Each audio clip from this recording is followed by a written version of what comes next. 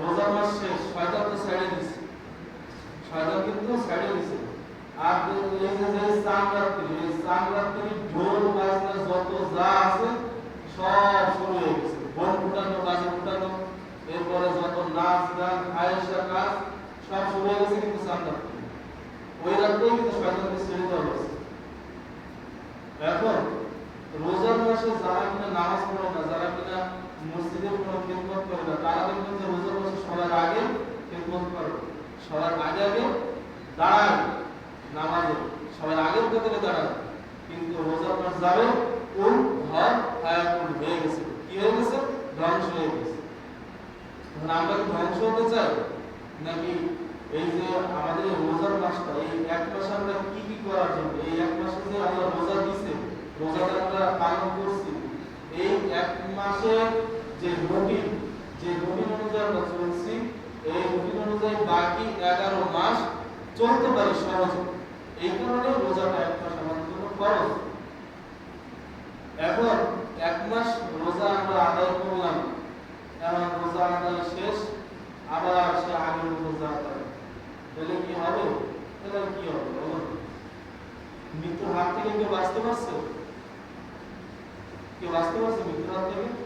যত পাওয়ারওয়ালা লোক বলেন, যত বড় সন্ত্রাসী বলেন, যত বড় আপনার র্যাবের অফিসার বলেন, যত বড় সেনাবাহিনীর অফিসার বলেন, কেউ কি বাঁচতে পারছে মৃত্যুর হাত থেকে? পারে না।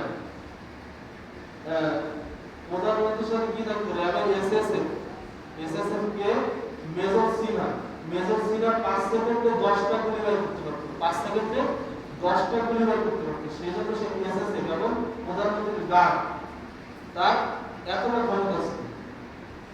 কিন্তু তিনি তো একজন পুলিশ অফিসারের কাছে গুলি খেয়ে মারা গেছে। সে কি নিজে বাঁচতে পারছে? তার কি ক্ষমতা কম ছিল? ছিল, ভালো ক্ষমতা ছিল, যথেষ্ট ক্ষমতা ছিল। কিন্তু মৃত্যু চলে আসছে। ইজা জা আজাবুহুম লা ইস্তাগফিরুনা সাআতান ওয়া লা ইস্তাগফিরুন। মৃত্যু যখন সামনে আসবে, এক সেকেন্ড আগেও ধরবে না, এক সেকেন্ড পরেও ধরবে না। যে মুহূর্তে ধরা হবে ওই মুহূর্তেই জান কবজ করা হবে। এখন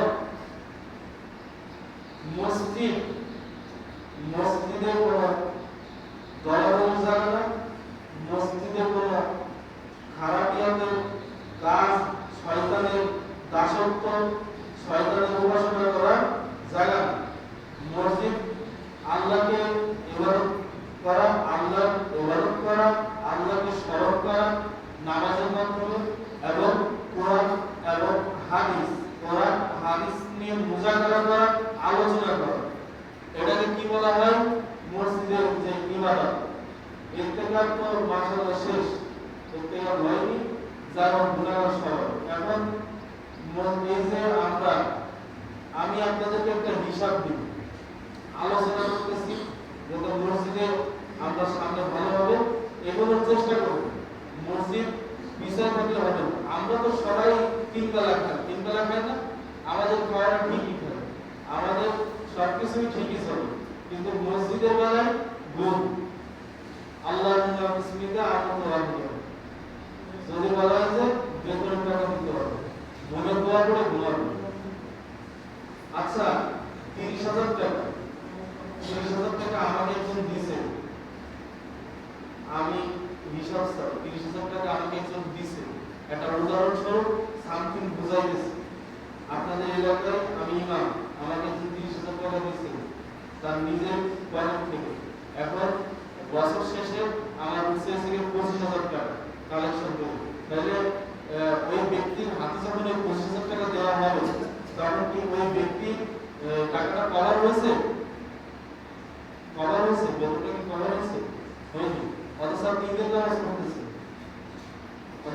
নামাজ পড়তেছেন, সুন্দর পোশাক পরতেছেন, সুন্দর কাপড় পরতেছেন, সুন্দর খাবার খেতেছেন, গরু গোশ খেতেছেন, কিন্তু মসজিদের বেলায় কোন ভার হয়ে গেছে, আর হবে এরকম যদি হয়, তাহলে সামনে বছর আপনি কিভাবে মসজিদ চালাবেন?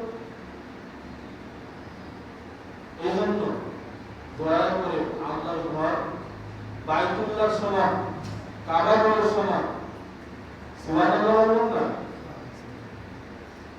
সুবহানাল্লাহ সুবহানাল্লাহ ফজিলত কত যে জান্নাতে একটা গাছ থাকবে কিসের গাছ সোনার একটা গাছ থাকবে ওই গাছের উপর থেকে ঘোড়া ছাওয়া হবে এটা কি ওই ঘোড়াটা দৌড়াতে থাকবে কয়েক হাজার বছর কেটে যাবে এরপরও জান্নাতের ওই ঘর এত বড় শেষ হবে না যদি কেউ একবার সুবহানাল্লাহ কোনো ব্যক্তি বলে তাহলে তার জন্য জান্নাতে এরকম একটা ঘর তৈরি করে দেওয়া হয় বলেন সুবহানাল্লাহ এই যে আবারও আরেকটা ঘর তৈরি হয়েছে এই জন্য আমরা ফালতু কথা ফালতু আলোচনা না করে আমরা সুযোগ পেলে এরকম সুবহানাল্লাহ সুবহানাল্লাহ সুবহানাল্লাহ আলহামদুলিল্লাহ আলহামদুলিল্লাহ আলহামদুলিল্লাহ আলহামদুলিল্লাহ আল্লাহু আকবার আল্লাহু আকবার আল্লাহু আকবার লা ইলাহা ইল্লাল্লাহ লা ইলাহা ইল্লাল্লাহ জিকির করা হাদিস দেখা আমি নামাজ পড়তেছি আরেকজন ভাই নামাজ পড়তেছে না ভাই আসেন মসজিদে যাও ভাই চলেন মসজিদে যাও ভাই দাঁড়িয়ে রাখেন ভাই সুন্নাত ধরেন সুন্নাতের পোশাক পরেন এভাবে আপনি একদিন দুই দিন 3 দিন 5 দিন 7 দিন বলতে ইনশাআল্লাহ কবুল হবে একদিন কবুল হয়ে যাবে আর আমরা নামাজ পড়ি নামাজ আলহামদুলিল্লাহ দেখি রোজা মাসে অনেক মানুষ নামাজ পড়ছে কিন্তু আমি নত হব কার কাছে আলেমদের কাছে হুজুরদের কাছে আমি নত হব না আমি ভুল পড়ে যাই বলি এই ভুল পড়ে আমি জান্নাতে চলে যাব কেউ ঠকাইতে পারবে কারণ আমার মনে জোর আছে মনের নিয়ম বড় নিয়ম মনের জোর বড় জোর তাই বলে এমন না যে আপনার নামাজ সহি হবে আচ্ছা আলেমদের পড়া কোনোদিন খারাপ হয় যারা মাদ্রাসায় পড়ছে যারা হাফেজ হয়েছে যারা মাওলানা হয়েছে তাদের পড়া কোনোদিন সহি ছাড়া অশুদ্ধ হয় সম্ভব না অশুদ্ধ হওয়া সম্ভব না কারণ 7 বছর 10 বছর 13 বছর ধরে মাদ্রাসায় ডাইভার খেয়েছে আর এসে গিয়ে কোরআন তেলাওয়াত করছে সহি শুদ্ধভাবে কোরআন শিক্ষা ট্রেনিং দিয়েছে ট্রেনিং দিয়ে গুরবাজের ট্রেনিং দিয়েছে ট্রেনিং দিয়ে ভালোভাবে কোরআন তার আয়ত্তে আনছে যাতে ওই ব্যক্তি ইসলামের খেদমত করতে পারে এখন আমি যদি সূরা ফাতিহা যখন নামাজের ভিতরে তেলাওয়াত করব আলহামদুলিল্লাহি রাব্বিল আলামিন আলহামদুলিল্লাহি রাব্বিল আলামিন এই আয়াতের অর্থটা আসতেছে কি সমস্ত প্রশংসা আল্লাহ তাআলা রাব্বুল আলামিনের জন্য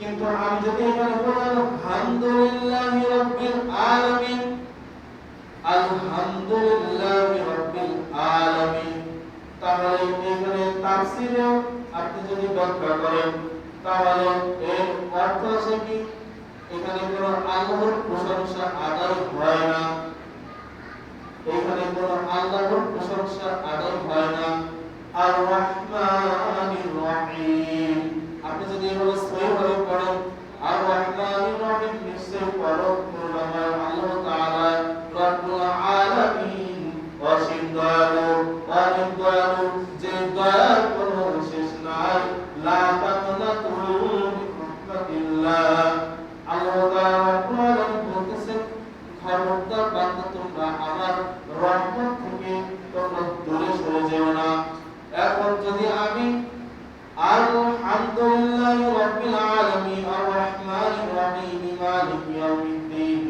মালিক ইয়াউমিদ্দিন এর অর্থ কি আসছে কিয়ামত দিবসের মালিক কে কিয়ামত দিবসের মালিক কে বলেন আল্লাহ কিয়ামত দিবসের মালিক কে আল্লাহ এখন যদি আমি এখানে মালিক ইয়াউমিদ্দিন এই টানটা না দিয়ে মাঝে জায়গায় টান আছে এই মালিক ইয়াউমিদ্দিন এইখানে যদি আমি বলি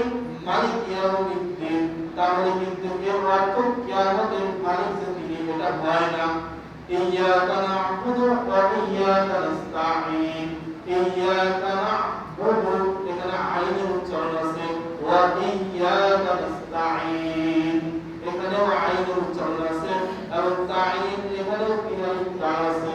এইভাবে সহিভাবে যদি আমরা নামাজ না আদায় করি, যদি বেসহি মানে অশুদ্ধ হবে ইয়াকা না'বুদু ওয়া ইয়াকা নাস্তাঈন ইহদিনাস সিরাতাল মুস্তাকিম ইহদিনাস নুন সাদ জবর নাস নুন সাদ জবর নাস এখানে যদি আমি বলি নুন সিন জবর নাস তাহলে কিন্তু আপনার তাফসীরের ব্যাখ্যা উল্টা হয়ে যাবে, একেবারে হয়ে যাবে, পুরোপুরি হয়ে যাবে।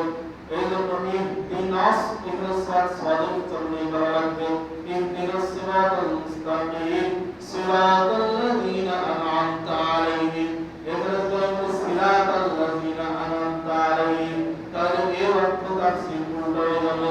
এরপরে সিরাতাল লাযিনা আন'আমতা আলাইহিম এখন যদি আমি বলি আলাইহিম আলাইহিমের জায়গায় যদি বলি আমি আলাইহিম তাহলে এর অর্থ কতটা জঘন্যত হয়ে যাবে। হা বা টোটালি বা হা টোটালি বা এখানে শিন যোগ করে দিয়েছে, তাহলে কি তুমি নতুন করে কোরআন শরীফ লিখছো। আর এদের এরকম করে যদি কোনো ইমাম নামাজ পড়ান, কোনো বড় হুজুর নামাজ পড়ান, ওর পিছনে যদি এক কোটি লোক নামাজ পড়ে একটা লোকের নামাজ আদায় হবে তোমরা হবে না। কিন্তু আমরা তাই করি, হুজুর যে আমরাও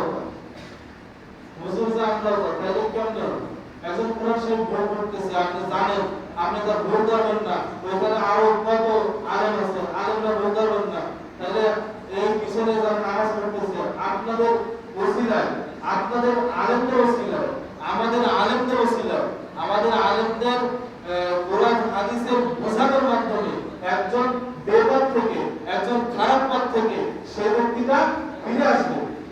এখন যদি আমি আলেমে যদি আমি তাদেরকে আরো জাহান্নামে ফেলাই দিই তাহলে এটা কেমন ধরনের কথা।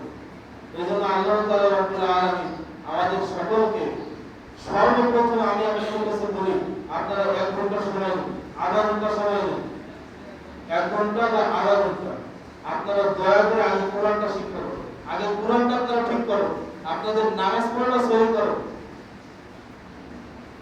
আপনারা যদি বলেন যে হুজুর 100 বার পায়ে ধরা লাগবে তাহলে আমরা আপনার কাছে কোরআন শিখব, তাও রাজি আছি, কিন্তু আপনারা নামাজে ভুল করবেন না। আর আপনি যদি একজন আলেমের কাছে বলেন যে হুজুর আপনি একটু আমাদের শিখাবেন, এতে কি আপনার নতবা হয়েছে? হয় না। এটা আপনি আল্লাহর কোরআন শিক্ষার জন্য আপনি চেষ্টা করতেছেন, এই কারণে হাদিস অনুযায়ী আল্লাহ তাআলা রাব্বুল আলামিন আপনার মর্যাদা আপনার সম্মান আরো অনেক অনেক বৃদ্ধি করে দিবেন। সুবহানাল্লাহ। কিভাবে বৃদ্ধি হবে? কোরআন কি বৃদ্ধি হবে কিভাবে?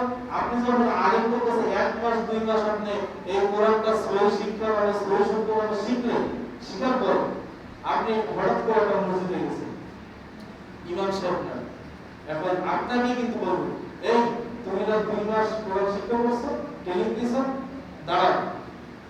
আপনাকে সম্মান দেওয়া হয়েছে কলকাতারে যেখানে ইমাম সাহেব দাঁড়ায়। বলেন সুবহানাল্লাহ। এগুলো ভালো কথা না? ভালো কথা শুনলে সুবহানাল্লাহ বলবেন না? এখন আপনারা এই সম্মান দিচ্ছেন, এরপরে আরো কি সম্মান দিচ্ছেন যে আপনি যে ট্রেনিং দিচ্ছেন, আপনি সৈয়দপুর কোরআন শিক্ষা করছেন, আপনি একটু আমাদের 5 জনকে বা 10 জনকে একটু কোরআনটা শিক্ষা করেন, যদি আপনার উচিত আপনারা শিখতে পারেন। তখন আপনি কোন চেয়ারে বসলেন? আপনি উপর চেয়ারে বসলেন এবং আপনি ছাত্রদেরকে পড়াইতেছেন, আপনার সম্মান উপরে। এজন্য কোরআন যারা শিখছে সঠিকভাবে তাদের সম্মান কোনদিন নিচে যেতে পারে না। ওই ব্যক্তি যদি কোরআন শিক্ষা করে ওর উপর আমল করে তাহলে ওই ব্যক্তি মর্যাদা আল্লাহ তাআলা দুনিয়াতেও দিবেন, কবরেও দিবেন, আখিরাত হাসর মিজান মুসিরাত সব জায়গায় পাবেন। আল্লাহ তাআলা রাব্বুল আলামিন আমাদের সকলকে